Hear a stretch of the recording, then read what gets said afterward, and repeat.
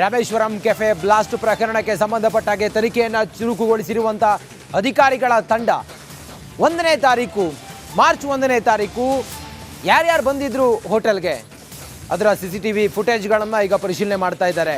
ಮತ್ತು ಅವರನ್ನು ಕರೆಸಿ ವಿಚಾರಣೆ ಮಾಡೋದಕ್ಕೂ ಕೂಡ ಮುಂದಾಗ್ತಾ ಇದ್ದಾರೆ. ಯಾರ್ಯಾರು ಹೋಟೆಲ್ಗೆ 1ನೇ ತಾರೀಕು ಬಾಂಬ್ ಬ್ಲಾಸ್ಟ್ ಆದ ದಿನ ಯಾರು ಬಂದಿದ್ರು, ಯಾರು ಹೋಗಿದ್ರು, CCTV ಫುಟೇಜ್ನಲ್ಲಿ ಯಾರ್ಯಾರ ಮುಖ ಚೆಹರೆ ಗೊತ್ತಾಗಿದೆ, ಅವರೆಲ್ಲರನ್ನೂ ಕೂಡ ವಾಪಸ್ ಕರೆಸಿ ಅವರಿಂದ ಮಾಹಿತಿಯನ್ನು ಪಡೆಯುವ ಪ್ರಯತ್ನವನ್ನು ಪೊಲೀಸರು ಮಾಡ್ತಾ ಇದ್ದಾರೆ. ಅನುಮಾನಾಸ್ಪದವಾಗಿ ಓಡಾಡಿದಂಥ ವ್ಯಕ್ತಿಗಳ ಮೇಲೂ ಕೂಡ ಕಣ್ಣಿಟ್ಟಿದ್ದಾರೆ CCB ಪೊಲೀಸರು. ಟವರ್ ಡಂಪ್ CCTV ಫುಟೇಜ್ ಆಧಾರದ ಮೇಲೆ ವಿಚಾರಣೆಯನ್ನು ಮಾಡ್ತಾ ಇದ್ದಾರೆ. ಸ್ಫೋಟದ ದಿನ ಕೆಫೆಗೆ ಬಂದವರನ್ನು ಈ ತಂಡ ವಿಚಾರಿಸುತ್ತೆ. ಶಂಕಿತನ ವಿಡಿಯೋ ಫುಟೇಜನ್ನು ಪೊಲೀಸರು ಕೇಳ್ತಾ ಇದ್ದಾರೆ. ಬೇರೆ ರಾಜ್ಯಗಳಲ್ಲಿ ಈತ ಏನಾದರೂ ತಲೆಮರೆಸಿಕೊಂಡಿರಬಹುದಾ ಅನ್ನೋದನ್ನು ಪರಿಶೀಲನೆ ಮಾಡೋದಕ್ಕೋಸ್ಕರ ತನಿಖಾ ತಂಡ ಈಗ ಬೇರೆ ರಾಜ್ಯಗಳಿಗೂ ಹೋಗಿ ತನಿಖೆಯನ್ನು ಮಾಡ್ತಾ ಇದೆ, ಪರಿಶೀಲನೆ ಮಾಡ್ತಾ ಇದೆ. ಒಟ್ಟು 3 ರಾಜ್ಯಗಳಲ್ಲಿ ಆರೋಪಿಗಳಿಗಾಗಿ ಹುಡುಕಾಟವನ್ನು ಮಾಡ್ತಾ ಇದ್ದಾರೆ. ಕರ್ನಾಟಕ, ತಮಿಳುನಾಡು, ಕೇರಳದಲ್ಲೂ ಕೂಡ ಹುಡುಕಾಟವನ್ನು ಮಾಡ್ತಾ ಇದ್ದಾರೆ.